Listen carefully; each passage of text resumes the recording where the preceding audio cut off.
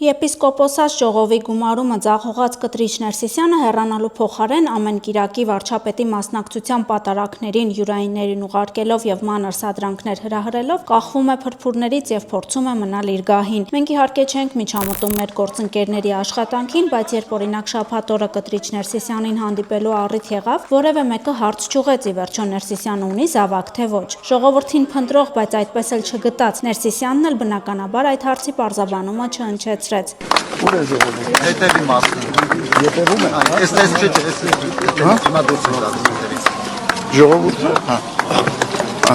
Մեր լրատվամիջոցի լրագրողը երեկ այդ հարցի պատասխանը փորձել է ստանալ Գյումրու 7 վերք եկեղեցի ուղարկված տերնշանից։ Այո կամ ոչ պատասխանելու փոխարեն գուշակեք, թե ինչ է պատասխանում կտրիչ Ներսիսյանի յուրային քահանան աշխարհիկ կյանքով ապրող լրագրողին, մտնելով վերջինիս հետ խուլիգանական բանավեճի մեջ։ Տերնշան, հիմա ասում են կաթողիկոսը զավակ ունի ու 10 արքեպիսկոպոս, եպիսկոպոսներ միացել են նրա հեռացման պահանջին։ Դուք ունեք այդ պատասխանը։ Ես պատասխան ունեմ այսպեսին, տեսեք, ուրեմն դու դավաճանել ես քո կնոջը։ Ես քին չունեմ։ Չունես, ուրեմն ուրիշ տղամարդու հետ դավաճանել ես երբևէ։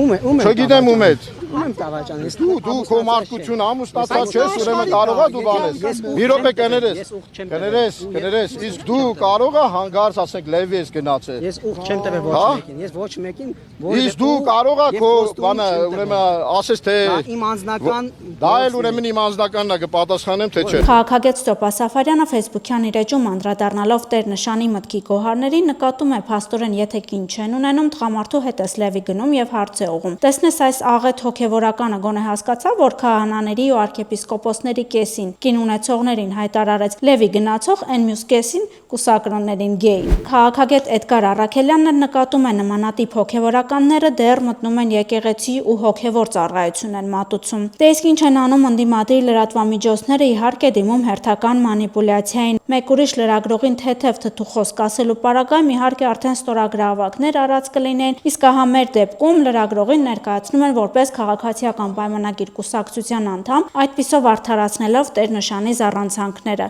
Այն որ Վոլոդիա Հակոբյանը ՔՊ անդամ է, մենք չենք երգում, սակայն որպես լրագրող ճեպազրույցին հնչեցրել է լեգիտիմ հարց, իսկ պատասխանից բխող բոլոր ենթադրությունները թողնում ենք ձեր հայեցողությանը։ Ի վերջո կուսակցականը կարող է լինել լրագրող, իսկ կուսակրոնության ուխտը խախտած հոգեվորականը կաթողիկոս լինել չի կարող։ Հայաստանի Հանրապետության վարչապետ Նիկոլ Փաշինյանն այսօր արդեն հրապարակել է հայաստանյաց առաքելական Սուրբ եկեղեցու նորոգման ճանապարհային քարտեզ կտրիչ Ներսիսյանի հեռացումից հետո։ Թիվս այլ կետերի նախատեսվում է կաթողիկոսական տեղապահի ընտրություն հայաստանյաց առաքելական Սուրբ եկեղեցում գործող մեխանիզմների տրամաբանությամբ։ Հայաստանյաց առաքելական Սուրբ եկեղեցու կանոնագրքի ընդունում։ Ճանապարհային քարտեզը նախատեսում է ամենայն հայոց կաթողիկոսի ընտրություններ համաձայն նոր կանոնագրքի։ Վարչապետը եզրափակում է տեղապահի միջնորդության դեպքում կառավարությունը խորհրդատվական աջակցություն կցուցաբերի կանոնագրքի նախագծի մշակման աշխատանքներին։